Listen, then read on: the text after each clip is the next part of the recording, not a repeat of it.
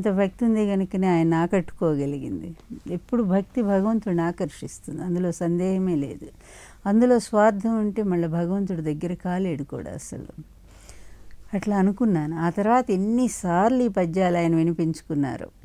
ఎంత ఇష్టమో పాపయ్య శాస్త్రి గారి పద్యాలు ఇవి. జంజాల పాపయ్య శాస్త్రి గారు రాశారు. అద్భుతమైన 3 పద్యాలు ఇవి. అంటే ప్రేమ ఎలా చిగురించింది మేడం? అంటే పెద్ద ఆయనకి అప్పట్లో కుటుంబం నుంచి సరైన సపోర్ట్ లేక, ఆయన ఆలన పాలన చూసుకునేవారు లేక, ఆయన కొంచెం ఇబ్బంది పడ్డారు. ఆ మూమెంట్లో మీరు దగ్గరయ్యారు. ఇది ప్రేమ లేక వ్యామోహమా ఆ మూమెంట్? అసలు ఆ పదం అంటేనే బాధ వేస్తుంది. నిజం వింటానికి బాధ. కామెంట్ చేస్తారు, లక్ష్మీపార్వతి ఇలా చేసింది, ఆమె ఇలా చేసింది అంటుంటారు కదా. ఎలా చిగురించింది మీ ఇద్దరి మధ్య ప్రేమ? శ్రీనివాస్ గారు, ఇప్పుడు భగవంతుడిని కూడా తప్పు పెట్టే సమాజం చూసాం కదా. రాముడు దేవుడిగా లక్షలాది మంది, కోట్లాది మంది కొలుస్తారు. ఆయనకి చెప్పులు దండలేసి ఊరేగించే సమాజాన్ని కూడా మనం చూసాం. పెరియార్ రామస్వామి వాళ్ళు. శ్రీకృష్ణుని భగవంతుడిగా ఆరాధించే కోట్లాది మంది భారతీయులను మనం చూసాము. కృష్ణుడు దేవుడా ఇంతమంది పెళ్ళాలు ఉన్నారని విమర్శించేటువంటి వాళ్ళని మనం చూస్తున్నాము. అందువల్ల ఈ విమర్శ వాళ్ళు చూసే దృక్కోణాన్ని బట్టి ఉంటుంది, దృష్టిని బట్టే ఉంటుంది. దృష్టి మారితే సృష్టి మారుతుందని మంచిని మంచిగా చూడగలిగిన వాళ్ళకి అర్థమవుతుంది. చూడలేని వాళ్ళకి ఏం చెప్పగలమండి. ఇది కూడా అట్లాంటిదే. 70 సంవత్సరాల వయసులో ఉండే వ్యక్తికి వ్యామోహాలు ఉంటాయా చెప్పండి? ఆ వయసులో ఇంత పెద్ద కుటుంబం ఉన్నా కూడా వివాహం చేసుకున్నారంటేనే ఆలోచించాలి తన అవసరం ఎట్లాంటిదని. పైగా ఎట్లాంటి స్థితిలో వచ్చానో అందరికీ తెలుసు. తన పెరాలిటిక్ స్ట్రోక్ వచ్చి అమ్మ, ఎందుకంటే మా పెళ్ళికి ముందు కూడా కుటుంబ సభ్యులందరినీ కూర్చోబెట్టి చెప్పింది అదే. ఆయన 2 సార్లు కుటుంబ సమావేశం పెట్టారు ఆయన. అందరూ వచ్చారు, కొడుకులు కోడళ్ళు అందరినీ పిలిచారు. నేను కూడా ఉన్నాను, నన్ను కూడా కూర్చోబెట్టారు.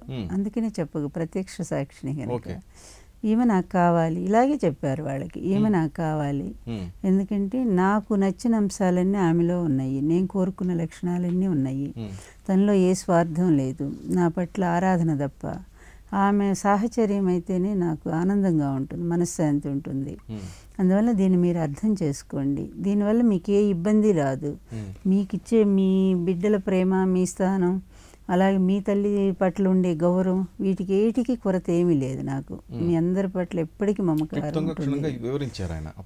అందరూ మీరు ఎవరిని అడిగి ఇవే మాటలు చెప్పాలి కూడా, న్యాయంగా అయితే చెప్తే. అందులో చాలామంది సైలెంట్, మీ ఇష్టం అన్నట్టు ఊరుకున్నారు. హరికృష్ణ అసలు రాలేదు ఆ సమావేశానికి. లాస్ట్ రామకృష్ణ మాత్రం, నాన్నగారు ఇక నుంచి మరి మేము దూరం అవ్వాలనంటే అదే చెప్పాడు. అసలు దూరం అవ్వాల్సిందేంటి బాబు, నా భార్యని తెచ్చుకుంటున్నాను తప్ప నా బిడ్డల స్థానం ఎక్కడికి పోతుంది చెప్పండి. మీరు బిడ్డలుగానే ఉంటారు. మీ మీద నా ప్రేమ ఎప్పటికీ తరగదు. ఇక్కడ నా అవసరం కోసం నేను వివాహం చేసుకుంటున్నాను.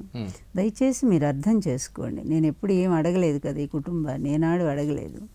పైగా నేను 82లో పార్టీ పెట్టినప్పుడు అసలు అప్పుడు నా కుటుంబం వద్దనుకొని నేను రాజకీయాల్లోకి వచ్చాను. అంతే కదా, ఆ రోజు కాషాయం కట్టుకున్నారు కదా, ఆస్తులన్నీ పంపిణీ చేశారు. ఇప్పుడు నాకు ఆస్తులు లేవు, ఆరోగ్యము లేదు, అధికారము లేదు.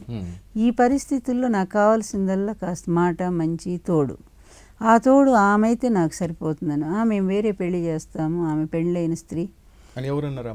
అదే నా రామకృష్ణ వీళ్ళు చిన్నబ్బాయి, మేము వేరే అమ్మాయిని చూసి పెళ్లి చేస్తాం, మీకు కన్నెపిల్లని చూసి చేస్తామని అంటే, నేనేమైనా చిన్నవాడినా కన్నెపిల్లని పెళ్లి చేసుకుని ఆమెను సుఖపెట్టడానికి? ఇన్ని రోగాలతో బాధపడితే ఆ పిల్ల జీవితాన్ని ఎందుకు నాశనం చేయాలి మనము? ఆ పిల్ల వచ్చి ఏం సుఖపడుతుంది ఇక్కడ నాకు సేవ చేయటానిక? పైగా వచ్చిన ఆవిడ సేవ చేస్తుందని నమ్మకం ఉందా? లేదు కదా. నేను 10 సంవత్సరాల నుంచి మనం చూస్తూ ఉన్నాను. నాకు చాలా నచ్చారు ఆమె.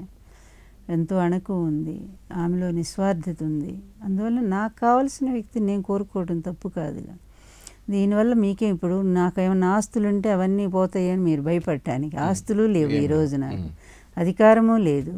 అది నేను పూర్తి అనారోగ్య పరిస్థితుల్లో నన్ను నేను నిలబెట్టుకోవడానికి పెళ్లి చేసుకోవాలనుకోండి. ఎందుకంటే కేవలం సేవ రూపంలో ఒక స్త్రీని నా దగ్గర ఉంచుకుంటే అది మన కుటుంబానికి మచ్చే కదా. ఏమంటారు మళ్ళీ బయట ప్రపంచం అంతా కూడా 1000 నిందలన్నీ వేస్తారు, కుటుంబ గౌరవం పోతుంది. అందుకని నన్నంత ఆదుకున్నటువంటి ఆ స్త్రీకి నేను భారీ స్థానం ఇద్దామనుకుంటున్నాను అని ఇంత ధైర్యంగా చెప్పినటువంటి వ్యక్తి నా భర్త ఎన్టీఆర్ గారు. అట్లాంటి వాళ్ళని నేను మగవాళ్ళలో చాలా రేరుగా, ఇది ఇక్కడ మన రోడ్ నెంబర్ 30 ఈ ఇంట్లోనే అందరూ జరిగింది. వచ్చారు. అందరూ ఒక వచ్చారు. హరికృష్ణ గారు తప్ప. హరికృష్ణ గారు. హాయ్ వ్యూయర్స్, అలరించే మరిన్ని వీడియోల కోసం సబ్స్క్రైబ్ చేయండి. అలాగే బెల్ ఐకాన్ కూడా ప్రెస్ చేయండి మరి.